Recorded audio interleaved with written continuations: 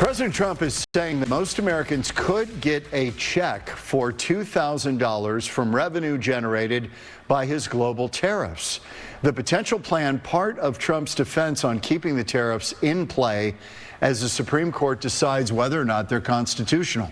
The tariffs were ordered by the president without legislative approval under the 1970s Emergency Powers Act. President Trump says the payment would only be sent to families who don't earn high incomes. The Supreme Court still has to decide if the tariffs are constitutional. President Trump has pardoned a long list of his allies involved in efforts to overturn the 2020 election. They include his attorney, Rudy Giuliani, Sidney Powell, and his former chief of staff, Mark Meadows.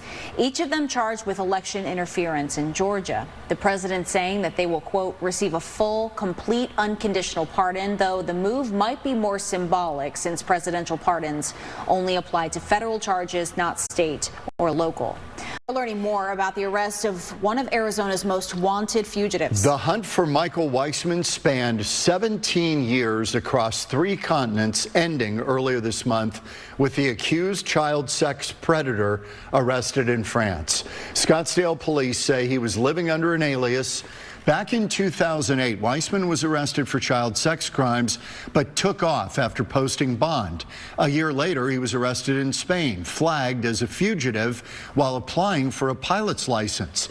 The FBI brought him back to the U.S., but Weissman escaped custody again in 2012, and then traveled to Vietnam, Poland, and eventually France, where French authorities discovered new sex crimes allegations against him.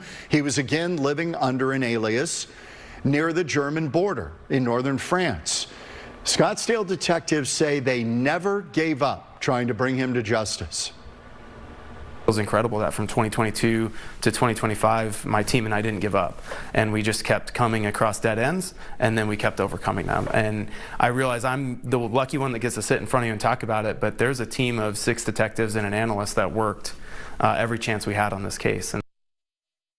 Weissman will be held and tried for the alleged sex crimes in France and then will be extradited back to Arizona.